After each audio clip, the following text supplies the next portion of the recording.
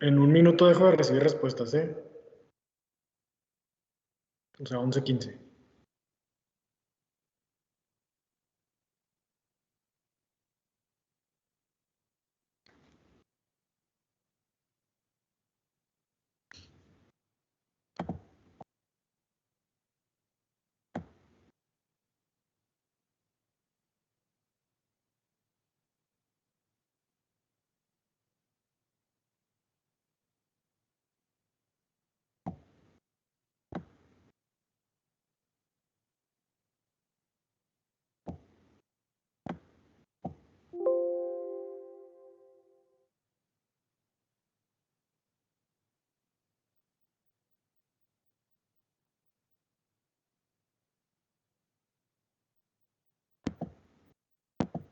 Listo, ya voy a cerrar las respuestas, ¿eh?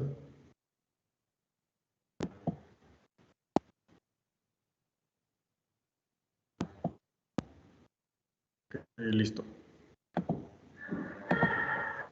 Ya quedó. ¿Alguna duda del examencito? ¿Son 7 preguntas nada más o 6? ¿Eran 6? Yo no entendí bien la primera pregunta. Al final me cuestioné qué es lo que quería, qué es lo que me estaba pidiendo. Pues decía que cuáles eran. ah, no me acuerdo la pregunta. ¿Cuáles eran los factores de bajo riesgo excepto? O sea, sí Ajá. quería decir cuáles son las que sí son un indicativo De bajo riesgo, menos la edad de 70 años. La edad de 70 años es de riesgo mediano. Ok. Hay un cuadrito ahí en el Tintinal y que viene bajo, alto y mediano riesgo.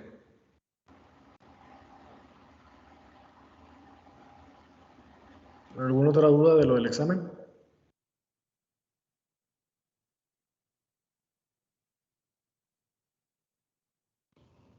Doctor, ¿este examen cuenta como parcial o va a haber otro examen general donde va a evaluar esto? Va a haber un examen final, pero voy a estar haciendo exámenes así para evaluar lo que pues vimos en el tema y también para pues ver que estén presentes, porque no sé todavía en esto. Y se recomienda pues hacer evaluaciones así rápidas para ver que estén y sí cuentan, ¿no? Sí cuentan y también los mapas mentales, el que los manden cuentan y la asistencia.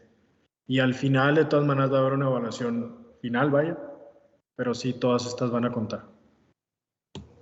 Ok. ¿Alguna otra duda? Van a estar basados enteramente en Tintinali, ¿no? O Van a bueno, estar basados en el ajá, libro de que sea el tema. sí, en el libro que viene en los temas. Va a haber temas que vienen del Rosen y otros libros que vienen del manualito de Toledo. Ok. Para fines académicos, ¿no? Ahorita para fines de la vida real, ahorita ¿a quién le toca lo de taquis y bradicardias? Justamente a mí y a Alexander. Ah, bueno, pues no lo van a dar hoy. Voy a darles yo el tema de coronarios agudos como se los di a unos médicos generales hace poco para reforzar ya este tema, que ya quede claro. Si hay dudas, pues que salgan de una vez. Y ya lo de la vida real, ¿no? Ya en la exposición esta mía no solamente me basé del Tintinal y me basé de varios lugares para recomendarles cosas. Esa es una pregunta que tendría sobre el examen, de hecho, sobre lo de la dosis de aspirina, porque alguna vez leí, ya sé que es lo del Tintinali, ¿no? Pero que era recomendable dosis mínima de aspirina por los efectos de sangrado. Y pues Tintinali menciona eso de 160 a 300, ¿no? Ok, pues hay que ver dónde lo leíste, porque los estudios, hay muchos estudios, y en ninguno se aumenta el riesgo de sangrado o riesgo de alergia con dosis mayores o dosis de más de 325 miligramos es la dosis máxima que se recomienda.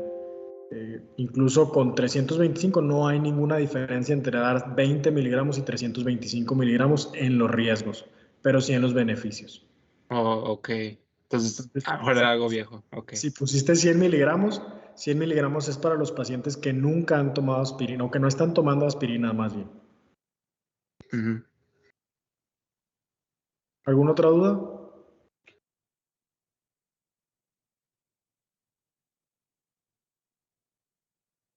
No te oigo, Raquel. Oí que moviste la boca, pero no te oí. Que creo que no. Ah, bueno. Por el Entonces, voy a compartirles mi pantalla. Bueno, primero voy a cerrar esto. Voy a compartirles una presentación. Voy a tardar como 1 hora en la presentación. Si hay dudas, me pueden interrumpir ahí mismo o al final, como quieran, ¿no? Pero sugiero que me interrumpan ahí mismo para que no se les olvide. Ay, déjenme empezar a compartir. Ventana. Aquí está. ¿Ya la ven? Se está cargando. Ahí está ya. Voy a quitar mi video para que no tardarme más, que no. Otra vez. ¿Ya en la presentación? sí. Sí, ya. Perfecto. Le digo, esta presentación la actualizo cada año porque siempre me piden que la dé. Síntomas coronarios agudos, algo que creo que no les dije, este logo es de la Asociación de Medicina de Urgencias de Hermosillo. Es una asociación que tenemos aquí en la ciudad, pero es del estado, ¿no? Bueno, obviamente, bueno, vamos a ver varios casos clínicos. Primero, esta presentación otra vez se la di a varios médicos generales de todo Sonora. Pues por eso puse exactamente, son casos reales que nos llegaron al hospital desde hace 2 meses. Entonces fue un hombre de 26 años, de Sonoita, futbolista. Llegó a Sonoita, bueno, a San Luis llegó por dolor torácico, el dolor era opresivo. Lo tuvo hace 3 días. Fue al centro de salud, le pusieron ketorolaco y mejoró. Y ayer otra vez presenta el mismo dolor y ahora nuevamente el dolor. Cuando tiene el dolor tiene disnea y ahora que vino a urgencias tiene aparte diaforesis. Entonces por eso lo mandaron de Sonoita a San Luis para tomarle un electro. Llegó caminando con presión de 90-60, hombre flaco, frecuencia cardíaca de 100, respiratoria de 20, temperatura y saturación normal. Y este es el electro con el que llegó este hombre de 26 años y futbolista. ¿Alguien me quiere decir, antes de que mejor que no lo señale, qué es lo que le ven a este electro? En cuestión de isquemia, lesión, necrosis, vamos a irnos a eso. Elevación de ST Ok, ¿en qué caras? en la inferior.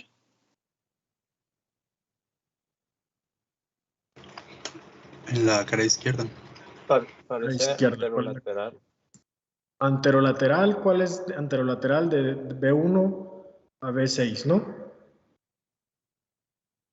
Sí, y también Ok. pues parece en ABL y en la D1 Y en D2, y en D2. Ajá. entonces, ¿qué cara?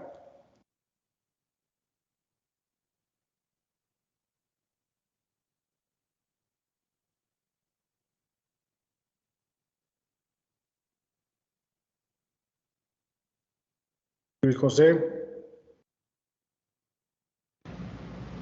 Pues tiene de la lateral y también de la inferior, me parece. la lateral, la inferior, ya dijeron la anterior, entonces tiene todas las caras. Sí, ¿no? Sí. Nada más le falta D3 y ABF. Ok, entonces Luis José, un hombre de 26 años con el dolor de esas características, tiene 3 días con el dolor y este electro. ¿Qué síndrome coronario agudo tiene? IAM con, bueno, infarto agudo del miocardio con elevación del ST. Ok, ¿y en qué arteria estarías pensando? Por lo de B1 a B6 pudiera ser el tronco de la coronaria izquierda. Tronco coronaria izquierda. ¿Y la cara inferior por qué está infartada también? Pudiera ser por la derecha o pudiera ser de ese pues bajo porcentaje que la cara inferior la irriga la circunfleja izquierda también, ¿no? Circunfleja izquierda. A ver, ¿alguien más que le diga qué arteria irriga? ¿Qué arteria tiene infartada el hombre de 26 años, futbolista flaco y 3 días de dolor?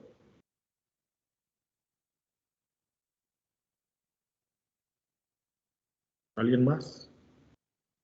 Bárbara.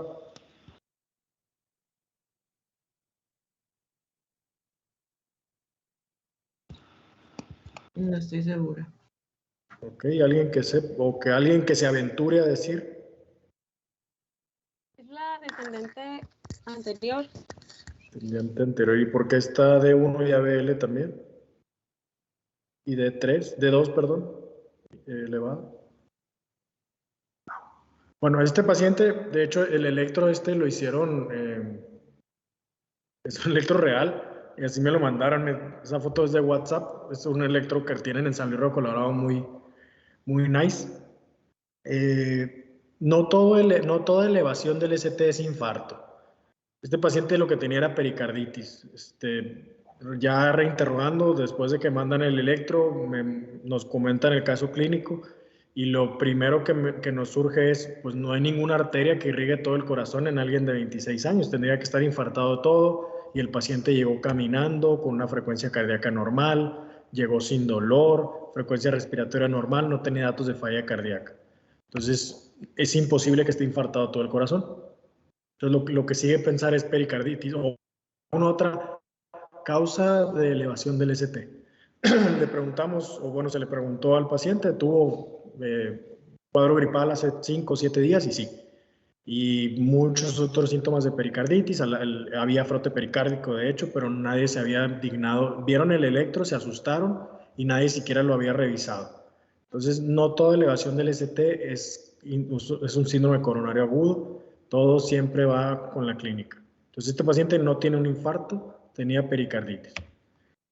El 9% en urgencias de las visitas a urgencias en Estados Unidos son por dolor torácico. El problema o por qué el dolor es tan, que lo refieren tan diferente los pacientes, es porque las mismas fibras aferentes convergen en los mismos ganglios, el corazón, los pulmones, los vasos como la aorta, la vena cava, el esófago, todos van a los mismos ganglios dorsales. Entonces el cerebro nada más sabe que por ahí viene el dolor del corazón, del pecho viene del dolor. ¿De dónde? Pues quién sabe. Entonces cada individuo interpreta de manera diferente el dolor y por eso hay gente que le duele el epigastrio y tienen un infarto. Y hay gente que siente gases y tienen un infarto. Por eso el dolor, si bien las características nos pueden orientar, pero no deben definir. Y los segmentos dorsales se traslapan 3 segmentos por arriba y 1 por abajo. Todo esto llega al cerebro como una información, no como la información de las manos o de otras fibras. Llega como una información de órgano de una víscera. Entonces, por eso es que se interpreta de manera diferente el dolor. Por eso es que cada quien lo interpreta de manera diferente. El 90% de los diagnósticos los vamos a tener con una exploración física, una historia detallada y un electrocardiograma. El 90% de los diagnósticos de dolor torácico, no de coronarios agudos, sino de dolor torácico, vamos a tener la mayoría de los pacientes solamente revisándolos, preguntándoles bien y teniendo un electrocardiograma. Dentro de la evaluación inicial, esta es una imagen que supongo que han visto y es real. Llegan pacientes así con el cuchillo en el corazón y los internos les empiezan a preguntar que si tienen agua potable, que si su abuela se murió de cáncer, que cuántas mascotas tiene. Entonces, lo primero en la evaluación inicial es ver si está consciente o no. Si está inconsciente, pues el electrocardiograma pasa a segundo término. Si hay una emergencia hipertensiva, también el electrocardiograma a veces pasa a segundo término. Y la saturación de oxígeno, si está saturando 70%, pues primero le ponemos el oxígeno antes de interrogarlo, porque si no, no nos va a contestar bien. Características del dolor, estas son las preguntas que debemos de hacerle. ¿Cuándo empezó el dolor? Si lo tuvo hace días, si tiene horas, si tiene meses con el dolor, si el dolor empezó de manera brusca o fue progresivamente, cómo es el dolor, si le pica, le quema, es aplastante, es opresivo, si estaba en reposo o en esfuerzo cuando empezó el dolor, si el dolor es continuo o intermitente, dónde es el dolor y hasta dónde o a dónde se va. El dolor del corazón puede ser desde la mandíbula hasta el epigastrio. Si el dolor se acompaña de mareo, náuseas, vómitos, síncope, palpitaciones, si todavía tiene el dolor cuando lo estamos viendo, si el dolor se le quita o se le empeora con algo y si ha tenido este dolor antes. Si me dejo de oír, avísenme, por favor, porque no estoy seguro. Bueno, dentro del interrogatorio, aparte de esto, siempre, a veces, bueno, sí, siempre que llegan internos, les interesa mucho saber si fuman, si toman. Es algo que viene en el Tintinal y es algo que está demostrado. Los factores de riesgo cardiovascular en pacientes con síndromes coronarios agudos no tienen relevancia alguna. Los pacientes ya llegan con la enfermedad, entonces ya pasó la etapa de prevención y ya nos llegan con la enfermedad. Y las características del dolor nos pueden orientar, pero no deben de definir el diagnóstico. El tiempo de dolor sí es importante porque está demostrado que si tienen más de 3 horas con el dolor, es poco probable que tengan un infarto, si el dolor sigue siendo así de intenso. Hay mucha gente que llega a los hospitales diciendo, tengo todo el día con el dolor. Eso no es un infarto. Y los síntomas asociados como diaforesis, náusea, vómito y síncope son importantes. Este es un estudio son muchísimos pacientes, más de 15,000 pacientes, donde se puso el tipo de dolor y el riesgo, ya sea positivo o negativo, de tener un infarto. Resulta que el riesgo, si alguien dice que el dolor se le va al brazo derecho o al hombro, tiene 4.7 veces más de tener un infarto que alguien que no se le va el dolor al brazo derecho o al hombro. ¿Esto por qué? No se sabe exactamente, pero la teoría es que la mayoría de la gente ya sabe que si el dolor se te va al brazo izquierdo es un infarto. Entonces mucha gente llega somatizando a los hospitales diciendo que se le va al brazo izquierdo. Si bien en la irradiación al brazo izquierdo sí tiene 2.3 veces más riesgo de tener un infarto, pero no es tan impresionante como esto que se va del brazo derecho. Si se asocia el dolor con ejercicio, tiene 2.4 veces más riesgo de tener algún coronario agudo. ¿Y cuáles son los tipos de dolor por los cuales sería poco probable que tengan un infarto? Si lo describen como pleurítico. ¿Qué es eso? Cuando respiro hondo me da el dolor. Cuando respiro hondo siento un piquete ahí en el corazón. Eso es muy, muy poco probable que sea un infarto. Si el dolor lo describen como posicional, es decir, si me muevo a la izquierda me duele, si me agacho me duele. Si lo describen pero si se reproduce a la palpación, también es poco probable que tengan un infarto. Si con la exploración física y el interrogatorio descartamos que se puede descartar que el origen sea cardíaco, pues ya fregamos. Pero en la mayor parte de las veces, por lo que ya les comenté del dolor, de las fibras aferentes, no se puede descartar simple y sencillamente por la historia y la exploración física. Entonces, si no se puede descartar como en la mayoría de los casos, lo que sigue es hacer un electrocardiograma. Los síntomas coronarios agudos, ahora sí vamos a definirlos. Hay muchas clasificaciones de coronarios agudos. Básicamente se dividen en angina inestable, infarto con elevación e infarto sin elevación, pero también deben de saber que hay muchas personas o muchos textos que la parada cardíaca la clasifican como un coronario agudo, que la inestabilidad eléctrica, por ejemplo la fibrilación ventricular, la clasifican como coronario agudo y el choque cardiogénico lo pueden clasificar como coronario agudo. Pero la mayoría de los textos clasifican nada más en estos tres. ¿Cuál es la definición de infarto agudo del miocardio? Es aumento de biomarcador cardíaco, preferentemente la troponina y uno de los que siguen. Síntomas de isquemia, que son las que ya mencionamos. Nuevos cambios en el electro, indicativos de isquemia. o sea, onda T y LST.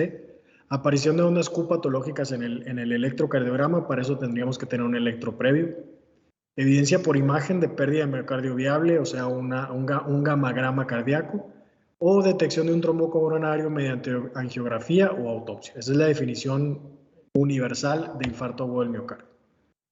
Vamos con Migdelina, es una señora de 46 años, dice que tiene asma y hace 2 días empezó con dolor tipo cólico en epigastrio, se le fue a la fosa ilíaca derecha, después tuvo fiebre y dos evacuaciones líquidas, por lo que fue al hospital de Guaymas. Llegó hipertensa, taquicárdica, taquipnéica, saturando normal. Consciente, orientada, la revisan, tiene facies de dolor, el tórax está normal, el abdomen con dolor en fosa ilíaca derecha, tiene datos de irritación peritoneal, la biometría hemática con leucos normales, el ego normal. Por alguna razón, alguien le tomó un electrocardiograma y este es el electrocardiograma. Raquel, ¿qué le ves en este electrocardiograma a esta amigdelina de 46 años?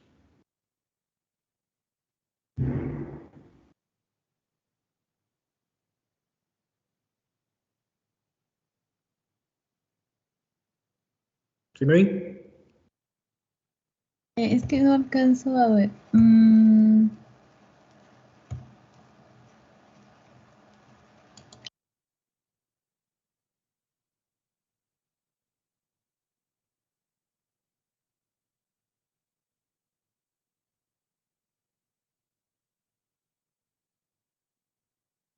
Okay. El ritmo no es sinusal.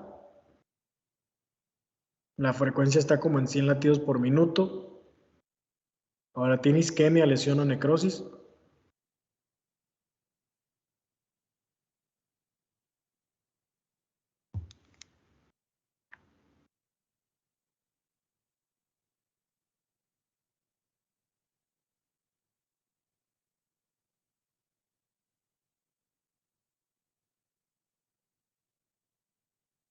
¿Alguien que le pueda ayudar? Pues hay inversión de ondas T en B5 y B6. Ok. Y en D1 y en ABL están aplanadas, en ABL de hecho incluso están invertidas. Ok, entonces, doña Migdelina, ¿qué síndrome coronario agudo tiene?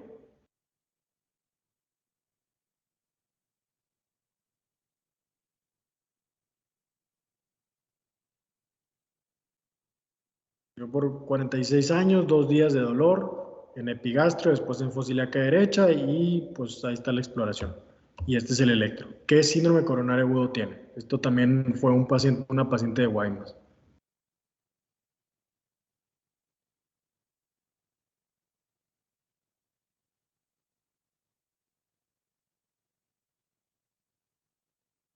¿Alguien que me diga?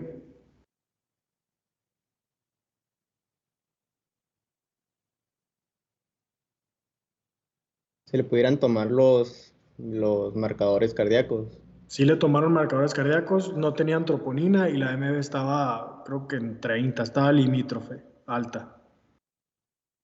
La limítrofe alta, pues, pero sí. Lo normal es hasta 28 y tenía 30.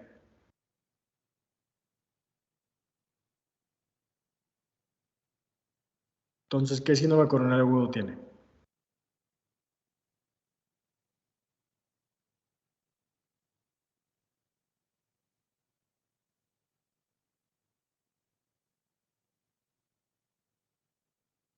José, Gongo.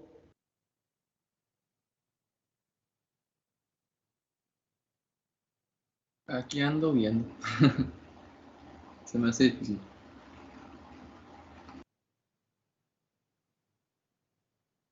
Bueno, cuando nos mandaron esta referencia, de hecho la mandaron a un grupo que tenemos, les mandamos este meme y medio se enojaron los de Guaymas. La paciente iba por dolor abdominal, tenía clínica de apendicitis y le tomaron un electro. La señora no tenía síntomas de isquemia cardíaca. Entonces la señora no tiene ningún síndrome coronario agudo. Puede tener isquemia coronaria, sí, claro, pero no va por eso y no tiene síndrome coronario agudo. no es lo mismo tener anemia que tener un síndrome anémico. Alguien puede vivir con 8 de hemoglobina y normal, no tener síntomas por tener 8 de hemoglobina. O alguien puede tener 10 de hemoglobina y tener síntomas por la anemia. Entonces, esta paciente tiene isquemia en la cara lateral baja y seguramente en la lateral alta también, pero no va por eso. Entonces, no tiene síntomas de isquemia coronaria aguda, entonces no tiene un síndrome coronario agudo. Lo que siguió en Guaymas es que le hicieron una referencia al Hospital General, por eso nos reímos, porque le hicieron una referencia con diagnóstico de síndrome coronario agudo como angina inestable.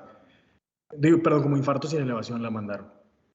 Bueno, al final no la mandaron, pero la señora iba por apendicitis, pues, y de hecho la operaron de apendicitis y sí tenía apendicitis. Entonces, cuando tomen un electro, el electro no es diagnóstico de nada. En el electro podemos ver isquemia, pero el electro no es diagnóstico de síndrome coronario agudo. El síndrome coronario agudo es un conjunto de signos y síntomas, y con eso van los síntomas que nos denotan que puede haber isquemia coronaria aguda. Ella pues puede tener un síndrome coronario crónico, pero no agudo. ¿Sí me expliqué? ¿Sí? Sí. Ok. Si hay dudas, ya se me puede interrumpir. Bueno, esto no lo voy a mencionar. En el electrocardiograma, el 30% de los infartos o de los ICAs sin elevación del ST, el electro es normal. Entonces, un electro normal no nos garantiza que no tienen isquemia coronaria aguda, así como un electro alterado no nos garantiza que también tengan coronaria aguda. Es bien importante tomar el círculo cardíaco, que es B7-B9 y las derivaciones derechas.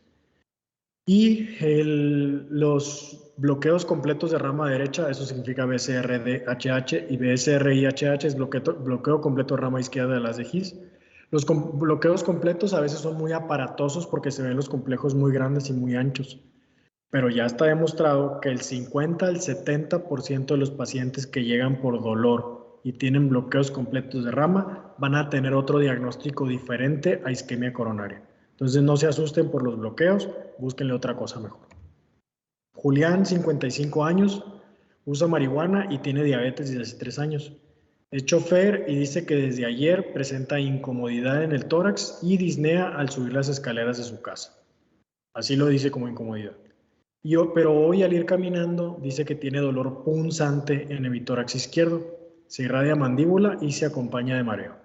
Llegó a Caborca, todavía llegó con dolor, llegó con 150-100, frecuencia cardíaca normal, respiratoria 22, saturación normal. Y la exploración física, cardíaco normal, nada más edema en los miembros inferiores. Otra vez, el dolor lo refería como incomodidad de disnea después de subir las escaleras y después presentó dolor, que todavía lo tenía el dolor, póngale que tenía 1 hora con él. Llegó con este electro. ¿Alguien que me diga que tiene el electro?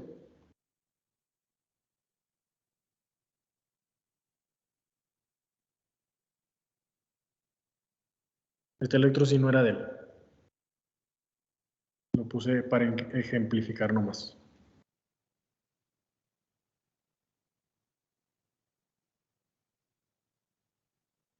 Pues hay elevación del ST en B2 a B4 y también hay, pues parece que son como ondas Q de B1 a B3, ¿no? Ondas Q patológicas. Ok, Mariela, ¿está por ahí? Sí. Pues también están picudas las ondas T en B2 y B3. Y en D1, pues está elevado el ST también. Ok, ¿alguien más? Bueno, no sé si se acuerdan cuando vimos la clase de la interpretación de los electros, pero les comenté que lo primero que yo reviso, y creo que es lo primero que debemos de revisar, es si está bien o mal tomado el electro. Para decir que tiene ritmo sinusal, pues debe de haber P's negativas en ABR. Aquí están positivas. D1 está negativo y ABR está positivo. Con B1 y B2 negativos. Entonces, ABR, B1, B2 ven más o menos la misma cara. Entonces, esto debería estar negativo porque aquí está negativo. Entonces, este electro está tomado al revés. Entonces, este electro no es valorable porque está tomado al revés. ¿Sí? Entonces, el electrocardiograma, vamos otra vez. Yo les recomiendo que primero verifiquen si está bien o mal tomado para evitar osos. Si el ritmo es sinusal o no sinusal, la frecuencia, luego isquemia, lesión, necrosis, y ya después vamos a ver alteraciones de la conducción, el QRS o el QT. Este es un esquema que ya creo que se lo saben, espero que se lo sepan. El D1 y ABL ve la cara lateral alta, D2, D3 y ABF la cara inferior, B1 y B2, estas anterior y septal hay muchas bibliografías que las cambian, y B5, B6 ven la cara lateral baja. Entonces tenemos dos o un poquito más a veces. Esto anterior extenso decimos cuando tiene todas estas elevadas, y anterolateral de B1 a B6. Ahora sí, este sí es el de él. Mismo paciente, Julián, ¿qué es lo que tiene este electro?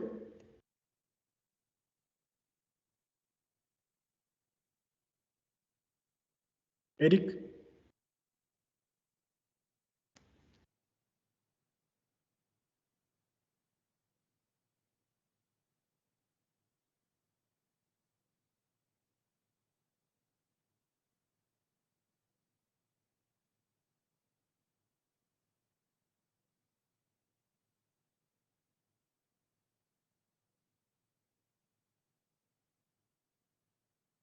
Ajá.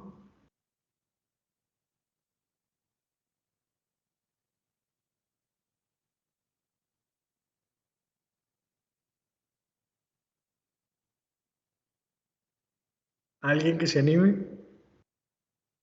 Ritmo sinusal, frecuencia tiene como 66 de frecuencia cardíaca.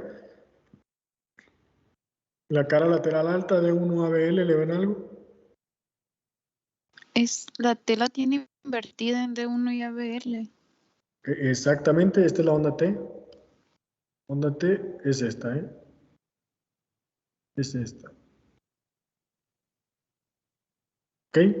El ST lo ven normal en D1 y en ABL.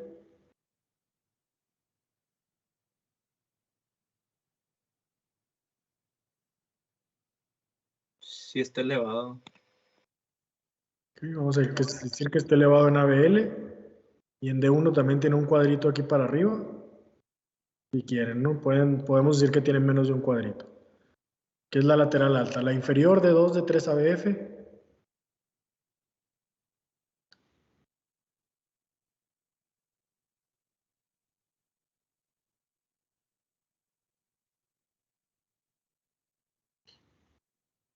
Están muy picudas las ondas T.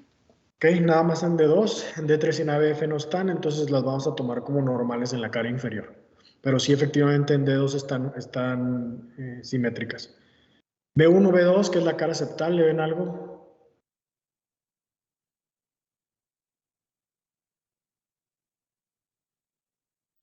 Ondas Q. Ondas Q, ok, las ondas Q las tienen en B1, pero en B2, si se fijan aquí hay una pequeña muesca, que es la R. Entonces esto ya no cuenta como onda Q. Ok. ¿Y el ST cómo lo ven aquí? Elevado. Ok, está elevado más o menos un cuadrito y medio. Que es la cara septal, la cara anterior B3, B4. Ah, perdón, nada más en B2. En B1, pues pareciera que no. B3, B4 se ve normal, B5, B6 se ve normal. Siguiente electro es del mismo paciente. A la hora después. Comparen D1 y ABL. D1 y en ABL no estaba tan elevado el ST, aquí se ve francamente elevado en D1 y ABL también francamente elevado. Entonces, por eso es importante, si tenemos dudas, lo que hay que hacer es repetir un electro. En el segundo electro o se queda igual o se controla, o bien se manifiesta mucho más visible el infarto. Entonces, este es un infarto de la cara lateral alta. También en B2 se elevó más el ST, pero seguramente, bueno, se elevó más el ST. Pero lo más importante es de 1A y ABL, y en D3 se profundizó más las ondas T. Entonces, si tenemos duda, hay que repetir el electro entre media hora y 1 hora después. El SICA con elevación del ST, no cualquier elevación del ST, como les dije hace rato, es un infarto. Los criterios es que tengan supradesnivel del ST de nueva aparición en 2 derivaciones contiguas y que sea de más de 1 milímetro. Menos en B2 y en B3. En B2 y en B3 depende si son hombres o mujeres y depende de la edad. 2.5 milímetros en hombres menores de 40 años, más de 2 milímetros en hombres mayores de 40 y más de 1.5 milímetros en mujeres en B2 y B3. También otra definición del bloqueo del SICA con elevación del ST es que tengan bloqueos completos de rama izquierda de las de His, que sea nuevo. Es decir, si ya tenía uno previo, si ya es conocido con un bloqueo completo de rama izquierda, pues no lo vamos a tomar como nuevo. Y para eso hay unos criterios que se llaman de Sgarbosa. Sgarbosa es un cardiólogo brasileño. ¿Qué le dan a este electro? Ritmo sinusal, frecuencia 300, 150, 75. Y aquí el QRS se ve francamente ancho, mide 3,5, 4 cuadritos. Entonces, tiene morfología de bloqueo completo de rama izquierda o rama derecha.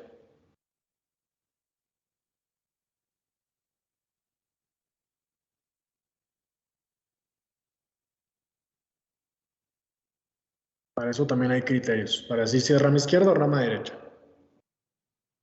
¿Alguien?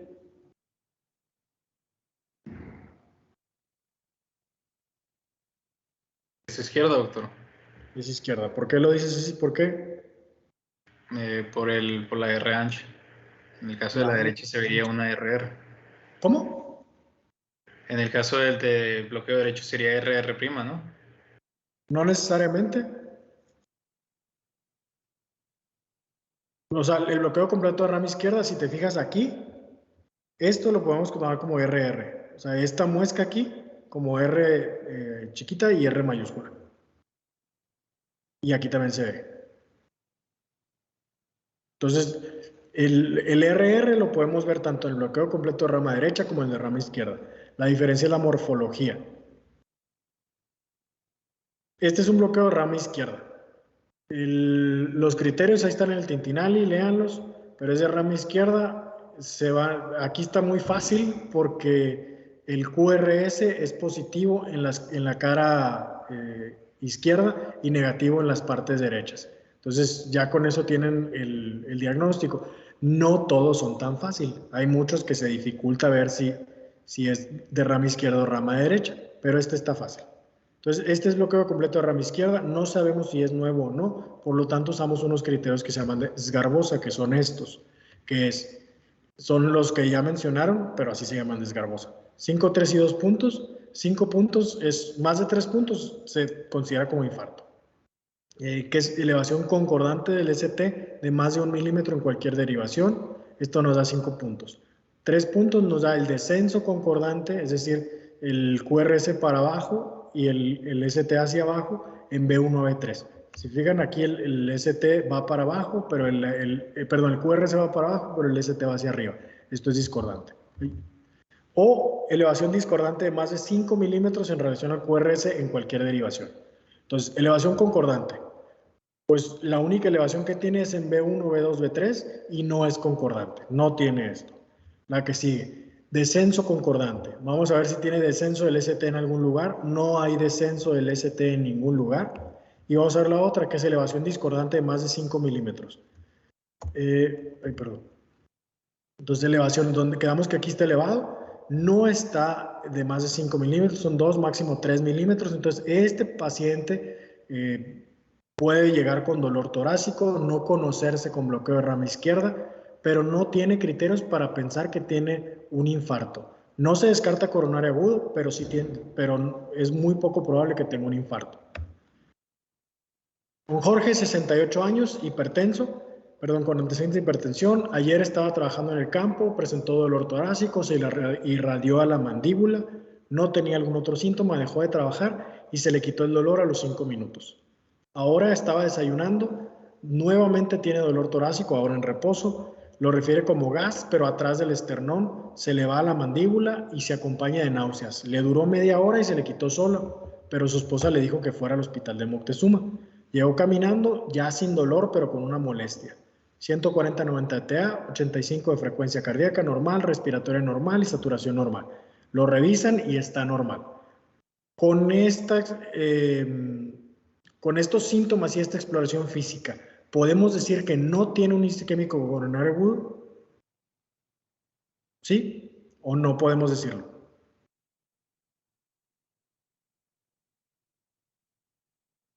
Puede que tenga un isquémico. Sí. ¿Mande? Pues podría ser crónico porque al reposo se le quitó. Ok, ¿alguien dice otra cosa? Pues, como usted dijo, o sea, si es un dolor que está yendo y volviendo, pues podemos empezar a descartarlo, ¿no? Y pensar en alguna angina. En angina. Angina es coronario agudo también.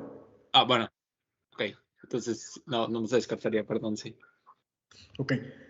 Es importante que si el paciente tuviera más de 2 semanas con estos síntomas de que va y viene, el dolor, y siempre es cuando camino 2 cuadras nada más, bueno, pues ya es coronario crónico. Yo lo puedo tomar como coronario crónico. Pero si es una angina nueva, de reciente aparición, los síntomas parecen angina, y tiene un día apenas que empezó el dolor, con esto no se puede descartar un coronario agudo. Tenemos que tomar un electrocardiograma. Entonces, después de eso le toman un electrocardiograma en Moctezuma y está este electro. Lo voy a escribir. Ritmo sinusal, tiene 372 de frecuencia cardíaca. En la cara lateral alta no hay nada. En la cara inferior se ve normal también. D3 se ve una onda Q, pero no se ve en D2 ni en ABF. La cara septal se ve normal, no hay isquemia, no hay lesión, no hay necrosis. La cara anterior no se ve isquemia, no se ve lesión, no hay necrosis. Y en la cara lateral baja no hay isquemia, no hay lesión, no hay necrosis. El ST se ve normal, la onda T se ve normal y no hay ondas Q patológicas. Entonces este es un electro que por electrocardiograma está normal. Aunado a la exploración física, a los antecedentes, historia clínica y exploración física, y este electro, ¿qué diagnóstico tiene?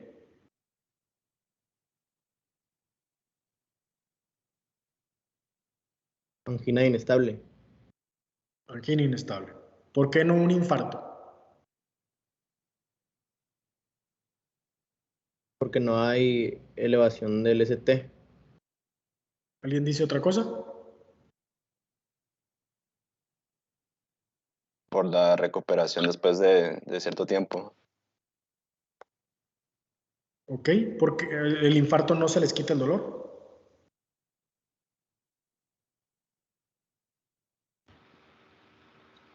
Porque va aumentando la periodicidad y el tiempo de duración de la angina. Bueno, Sí, mi pregunta es, ¿por qué no un infarto? O 2 infartos.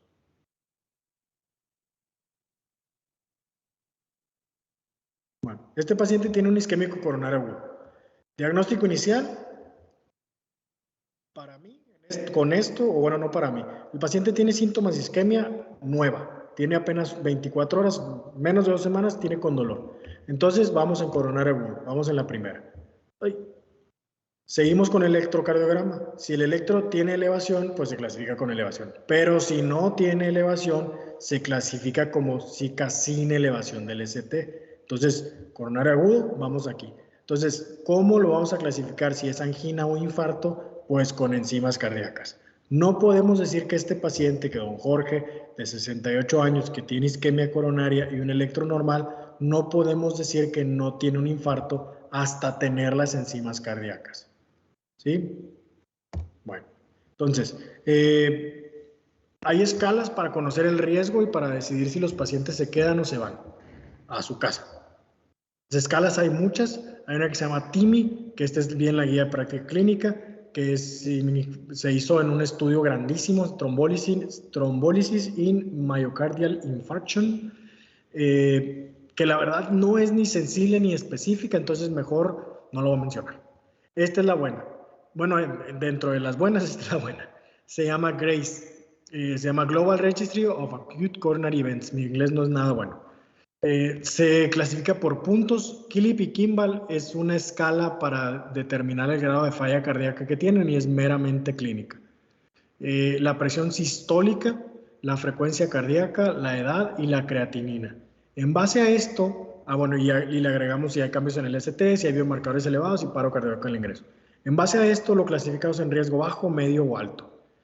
Y hay pacientes, por ejemplo, don Jorge, que tenía Killip y Kimball 1, o sea, no tenía falla cardíaca, 0 puntos, tenía 140 de sistólica, 24 puntos, frecuencia cardíaca 75, 9 puntos, 24 más 9 son 33, 68 años, 58 puntos. ¿Cuánto hace 33 más 50? Ahí váyanle sumando. ¿Alguien lo sumó? 91. 91. Creatinina estaba normal, no la puse ahí, pero estaba normal. Abajo del punto 39 le vamos a dar 92 puntos. No tenía paro cardíaco, no tenía cambios del ST y al final no tuvo biomarcadores elevados.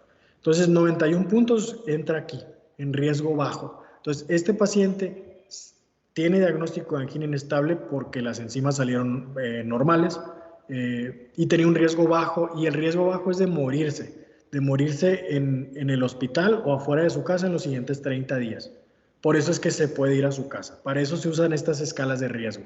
Si nos da un riesgo alto, lo ideal es dejarlo hospitalizado de 24 hasta 72 horas para observarlos. Las enzimas cardíacas, hay varias. Si ustedes piden en cualquier hospital el paquete de enzimas cardíacas, les van a imprimir DHL, MB y TGO. Y la troponina la tienen que pedir aparte. Entonces la MB todavía la seguimos usando a pesar de que no es ni sensible ni específica, la seguimos usando porque es muy barata. La MB se empieza a elevar a las 3 horas y puede seguirse elevando hasta las 12 horas. A las 24 horas es su pico máximo y a lo normal regresa a los 3 días. Y hay 2 tipos de troponina que se pueden medir, troponina I y troponina T. Hay otros tipos de troponina, pero estas son las que se miden. La troponina empieza a elevarse a las 3 horas. El pico de la troponina es más o menos a las 24 horas y puede durar elevada hasta 2 semanas. Hay otros tipos de biomarcadores que también nos pueden ayudar, como el péptido natriurético auricular, la CPK total, la mioglobina, pero la más sensible y específica es la troponina. La MB tiene una sensibilidad de 68 al 70%, es decir, y una especificidad de 60%. Es decir, si está normal, se nos pueden escapar hasta 40% de los infartos. Y si está alta, se nos pueden escapar hasta el 30% de los infartos. Entonces, no deberíamos de fiarnos de la MB. La troponina sí. La troponina es el estándar cuando está por arriba del percentil 99. La segunda de la troponina, o no sé cómo decirlo así, pero lo que tendríamos que hacer con la troponina es tomar el ingreso. Si está elevada, pues ya está elevada. Pero si está normal, deberíamos de repetir. Y tiene el paciente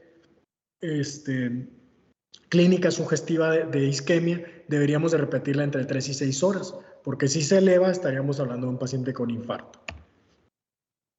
Esto lo van a ver después ya cuando estén, si alguien hace residencia, bueno, los que hagan residencia en algunas especialidades médicas, lo van a ver. Esto es relativamente nuevo. La troponina elevada, si cambia menos del 20%, es decir, tenemos 30 de troponina inicial, que está alta, que está normal, perdón, y luego le tomamos una a las 3 horas y no cambia, perdón, si está en 60, si está alta y no cambia menos del 20%, el daño miocárdico probablemente es crónico, probablemente. Y si se eleva o baja más del 20%, estamos hablando de un infarto o daño miocárdico agudo. Es decir, electro normal, que la troponina suba más del 20% o baje más del 20%, estamos hablando de que hay daño miocárdico. Esto no es relativamente nuevo, apenas está validándose en estudios. ¿Dudas hasta aquí en el diagnóstico?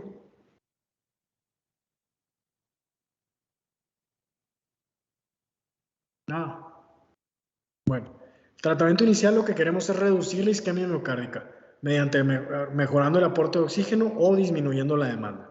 El trombo, desgraciadamente, ya no lo vamos, en la mayoría de los casos en México no lo vamos a poder deshacer, pero sí podemos disminuir la isquemia de los miocitos que todavía les esté llegando poquito oxígeno. Entonces, acostarlos, que no se estén parando para tratar de disminuir la demanda de oxígeno. El oxígeno solo darlo si la saturación es del menos del 90%. Es bien común aquí en Sonora, bueno, en todos lados, que los pacientes llegan referidos o de donde sea y llegan con oxígeno y saturan 99% con oxígeno y sin oxígeno. Lo único que hacemos al darles oxígeno suplementario es que hay zonas o el pulmón tiene su autorregulación y si le está llegando oxígeno de más, lo que va a hacer es constreñir esa arteria y lo que va a causar es hipertensión pulmonar. Entonces el oxígeno no darlo, es dañino el oxígeno si lo damos de más. Tener una vía venosa, dar tratamientos antidiuréticos, antiagregación y anticoagulación. Vamos a ver cada una de ellas. Entonces ya la mona a mano que se usaba antes ya no se usa. El tratamiento, la piedra angular son estas: nitroglicerina, aspirina, clopidogrel, enoxa y beta bloqueador. Son las piedras angulares, a eso se le agregan otras cosas. Entonces la nitroglicerina, lo más común que van a tener ustedes, sobre todo pues cuando vayan a hacer su servicio, son perlas de nitroglicerina o isosorbide sublingual.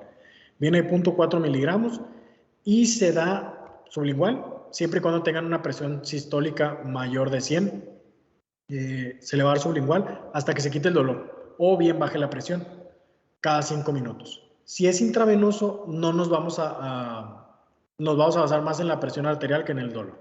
Y también hay parches. La bronca de los parches, hay mucha gente que los tiene, pero la bronca de los parches, la absorción es muy lenta, entonces no se recomienda para coronarios agudos. ¿Cuándo no dar nitratos? Cuando usan sildenafil, tadalafil o alguna de esos para la disfunción eréctil, o cuando tienen presión arterial sistólica menor de 90 milímetros de mercurio, ahí están contraindicados los nitratos. También hay que darlos con mucho cuidado en infartos inferiores, sobre todo si tienen involucro del ventrículo derecho. Ansiolítico. Si se fijan, la otra vez me preguntaron por la morfina. La morfina, si bien es un analgésico, en el caso del infarto lo usamos más como ansiolítico que como analgésico. El dolor lo tratamos de controlar con puros nitratos. Si no se controla el dolor, ponemos morfina. La dosis aquí está, 2 a 4 miligramos cada 5 a 15 minutos hasta que cede el dolor o aparezcan efectos adversos que son bien comunes, sobre todo la náusea y el vómito. Otro ansiolítico que puedo usar es la meperidina, que casi no hay.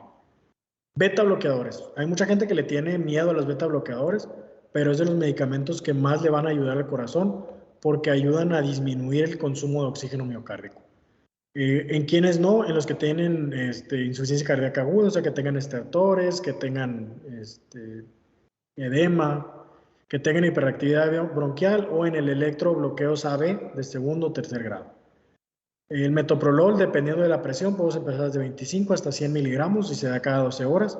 El atenolol igual de 25 a 100 miligramos, pero cada 24 horas. Y el bisoprolol, que cada vez es más común, el bisoprolol es súper noble, de 1.25 hasta 10 miligramos una vez al día. Y ECA y ARA2, que es el captopril, el lortzatán y todos esos medicamentos.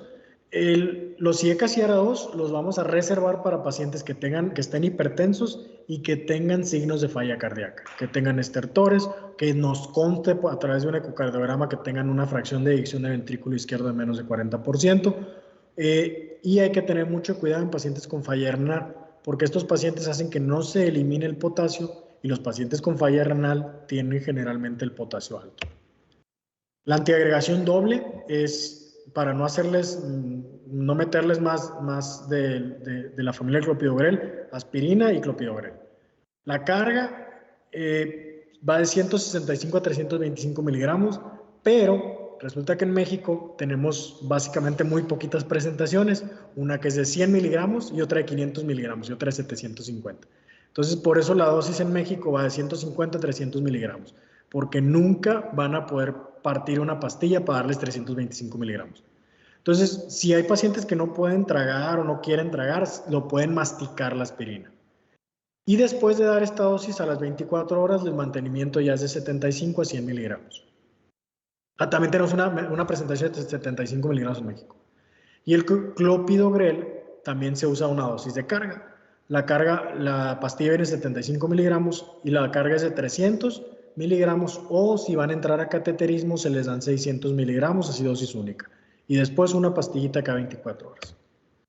Esto es algo real, pasó en el hospital. Le pusieron que tiene alergias a Inés, el vuelo es a Inés. Es alérgica a Inés y a la aspirina. La anticoagulación. Anticoagulación vamos a usar básicamente enoxaparina o fraxiparina o heparina no fraccionada.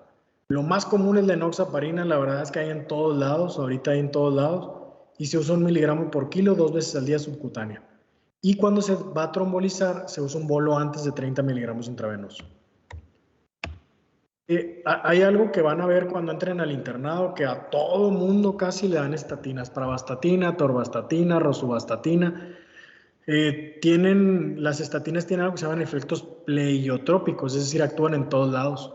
Y se ha dado mucho, sí, para todo la damos porque son muy benéficas, son muy nobles, no hacen mucho daño, pero la verdad es que pues, no están muy demostradas que funcionen, por lo menos en coronarios agudos. A todos les dejamos, pero pues, no está muy demostrado que funcione, ¿eh? Entonces, las estatinas no reducen ni la muerte, ni el reinfarto, ni el EBC hasta 4 meses, pero sí pueden reducir la aparición de angina inestable a los 4 meses, puede. Y no tiene efectos adversos, por eso es que las damos, la verdad, las estatinas. Y la fibrinólisis, que es la alteplasa, la tenecteplasa o la streptokinasa, la damos para pacientes con infarto con elevación que tengan menos de 12 horas. Y que no tengan acceso a coronariografía, o angioplastía, perdón, a cateterismo en los primeros 120 minutos, las primeras 2 horas. Y que no tengan contraindicaciones. Las contraindicaciones son estas, son un chorro. Pero hemos trombolizado a mucha gente. Por ejemplo, los hipertensos son una relativa porque les bajamos la presión y se trombolizan. Y ya. Son las contraindicaciones. Los fibrinolíticos que existen son tenecteplasa, esta casi no hay. Bueno, sí, casi no hay, pero es una maravilla porque es un bolo único, viene la jeringa, ya viene por los kilos de peso, los miligramos que le vas a poner. De hecho, no vienen miligramos, vienen kilogramos de peso. Y la alteplasa, la dosis es un poquito más complicada, pero es la más común que se usa. Y todavía en algunos lugares usamos streptokinasa, que se usa de los años 70 y la seguimos usando. Esto se los puse a los médicos generales porque les di esta plática, les digo a gente que está en Sonoita, Agua Prieta, Caborca, Navojoa. Y algo bien importante es que todos los pacientes con infarto se pueden complicar. Todos. Hasta los pacientes que ustedes ven más tranquilos pueden tener arritmias fatales, pueden hacer falla cardíaca aguda o se pueden morir en el traslado. Entonces, por eso lo importante de decirle a los familiares y decirle a los pacientes y estar preparados en un traslado para cualquiera de estas cosas. Hablar con la familia, hablar con el hospital que lo va a recibir y escribir en la referencia claramente el tiempo de inicio de los síntomas y lo que encontraron.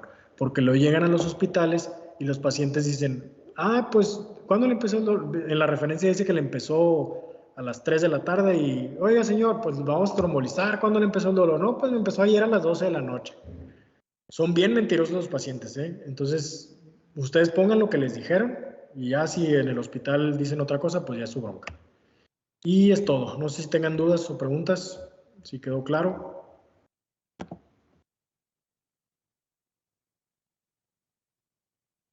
Doctor, yo tengo una duda. Échale. Cuando está explicando lo de la escala de Grace, sí. Que es lo del riesgo, con esto, o sea, es que no entendí si con eso nosotros podemos decir entonces que un paciente se vaya a su casa o que se quede hospitalizado literalmente para eso. Sí, es eso. El Grace, en urgencias manejamos muchas escalas de riesgo. Por ejemplo, para neumonía usamos una, para infarto usamos esta que es la de Grace. Hay varias escalas. Grace es la más confiable y lo que ve es reinfarto o muerte a los 30 días. Si tienen riesgo bajo o medio de tener reinfarto o muerte a los 30 días, son pacientes que podemos considerar darlos de alta. Y obviamente el que tengan riesgo bajo o medio no significa que no les va a pasar nada en su casa. Significa que tienen riesgo bajo de que les pase algo. Entonces se pueden ir siempre y cuando se le explique a la familia y al paciente que pues son pacientes con angina y pueden tener un infarto y si vuelve a tener dolor pues tiene que regresar al hospital. Y los pacientes que tienen riesgo alto son pacientes que se prefiere hospitalizar de 1 a 3 días, que es cuando más riesgo tienen de hacer eventos adversos o de hacer infarto o muerte, de 1 a 3 días. Igual la pueden hacer en un mes, pero se hospitalizan y a muchos de ellos se les hacen estudios o se le puede hacer cateterismo porque tiene riesgo alto de infartarse en su casa si se van. Entonces sí, el GRACE lo usamos para decidir si se van o se quedan en el hospital.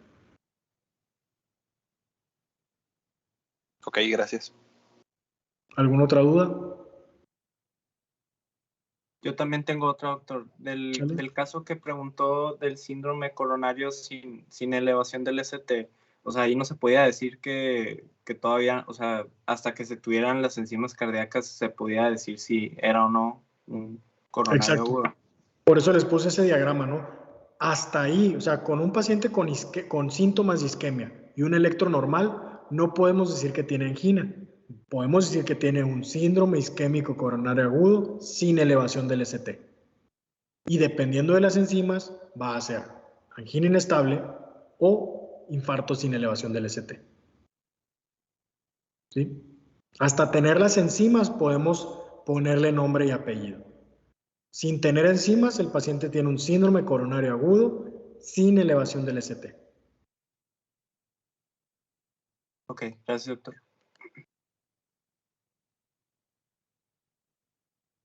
¿Alguna otra duda?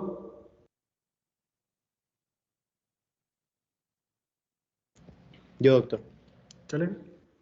En los pacientes con angina inestable, ¿se le da el mismo tratamiento que, o sea, que a los de síndrome coronario agudo sin elevación del ST, o sea, los mismos que tienen la troponina elevada, por ejemplo?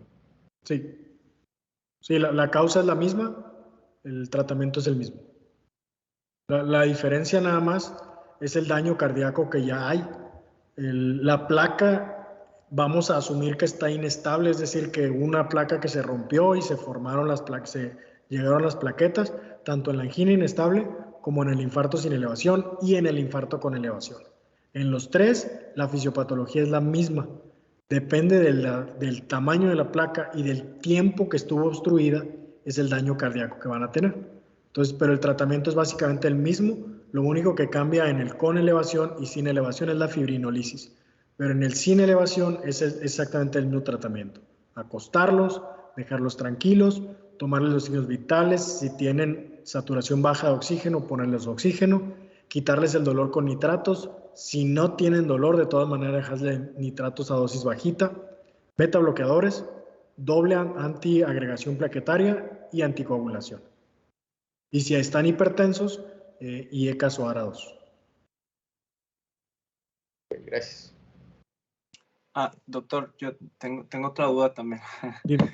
Es sobre el tratamiento de reperfusión. O sea, eso es como lo de primera línea, ¿no? Es lo que entendí, pues, ya sea si es fibrinolisis o angioplastía, pues, pero ahí, o sea, eso se utiliza para cualquier tipo de síndrome coronario, sin saber todavía si es infarto o no. O sea, es lo primero que se trata de hacer, pues, por así decirlo. No, la reperfusión, el cateterismo, vaya, se deja para los infartos. Las anginas inestables de riesgo alto, tenemos chance. La bronca de hacer un cateterismo es que existe el riesgo de que en el cateterismo hagan arritmias o el trombo se vaya más para adelante. O sea, el cateterismo no es un procedimiento que no pasa nada. A veces se trombosan las venas, las arterias, perdón, y quedan sin mano los pacientes porque entran por aquí o entran por la femoral. Y si se trombosa la arteria de aquí, se quedan sin dedos o sin mano. O sea, sí tiene muchos riesgos el cateterismo. Existen, pues. Entonces, por eso es que se deja para los infartos. Las anginas inestables, por ejemplo, si alguien llega con angina inestable, como este paciente que les puse el ejemplo, y es de riesgo bajo, esos pacientes, el cateterismo es electivo. Se controla primero el peso, se controla la presión, se controla el azúcar y ya con tranquilidad pasan a cateterismo. Igual les puede pasar algo en el cateterismo, pero es mucho menos el riesgo. Si son anginas inestables de riesgo alto, también se hospitalizan y a los 2, 3, 5, 10 días se les hace el cateterismo. Si son infartos sin elevación del ST o con elevación del ST, infartos, el cateterismo sí es urgente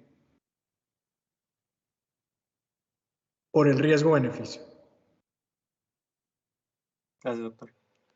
Porque ya demostramos que el corazón está sufriendo, hay daño miocárdico. Entonces lo que queremos es abrir esa arteria para limitar ese daño cardíaco y que no haga falla cardíaca, que esos miocitos sigan vivos, los que queden que sigan vivos. Entonces por eso es que es urgente hacer el cateterismo con infarto.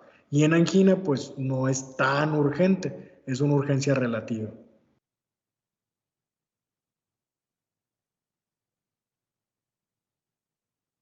¿Alguna otra duda, pregunta?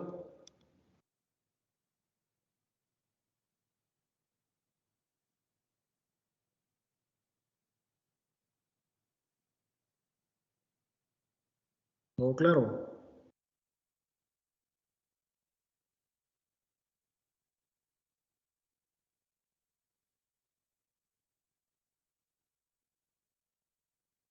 ¿Todo claro entonces? Sí. ¿Seguros?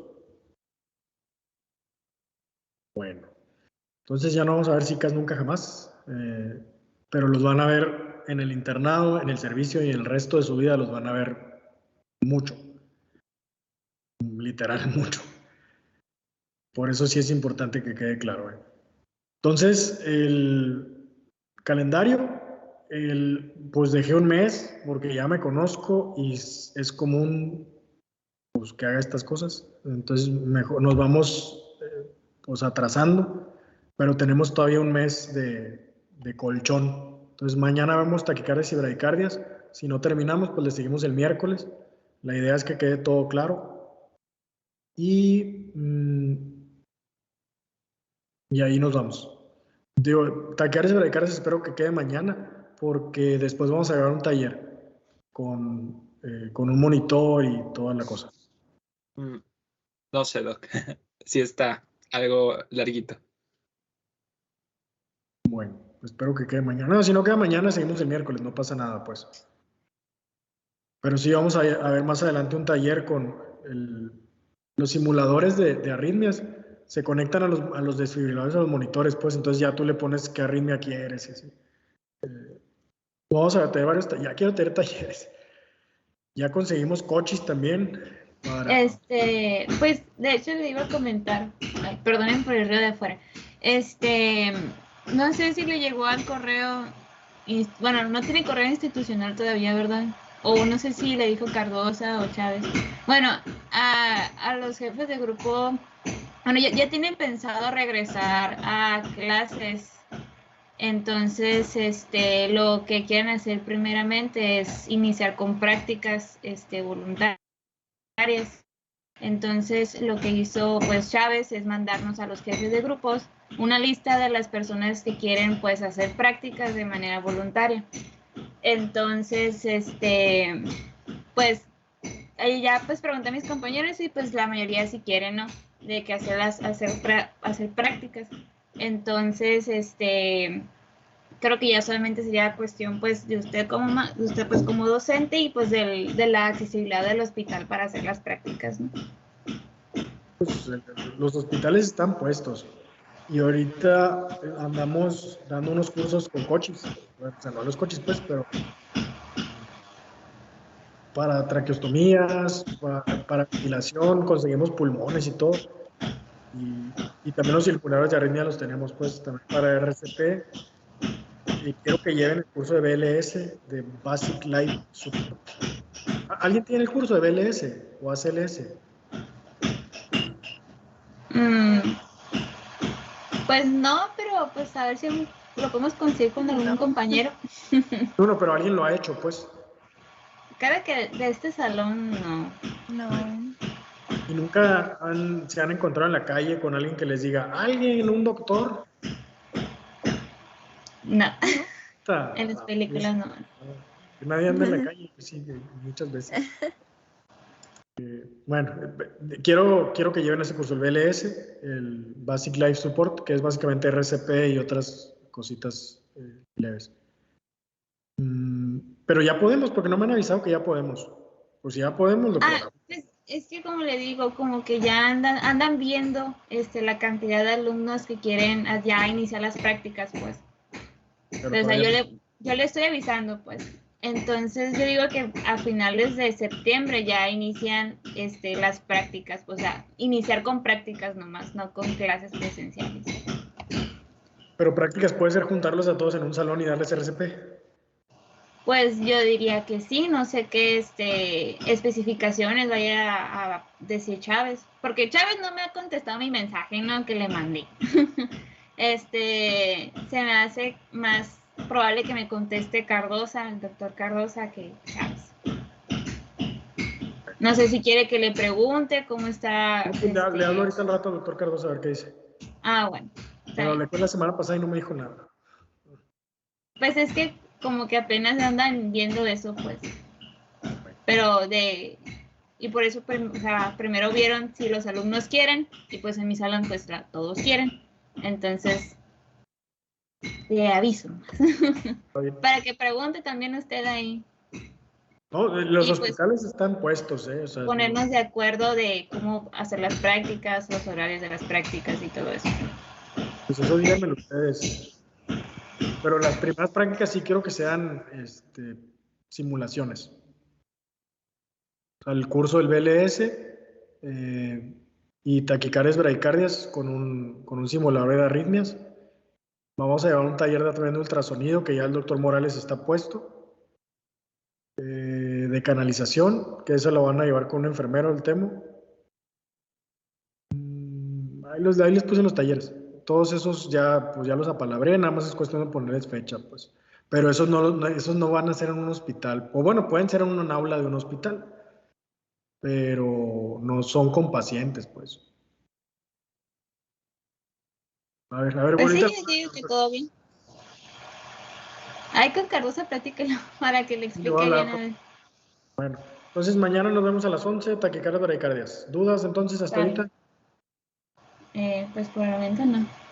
Por el momento no. El examen sí cuenta, si hay alguien que no me ha mandado coronarios agudos, el mapa mental todavía no los concentro, los voy a concentrar ahorita, entonces tienen media hora para mandar.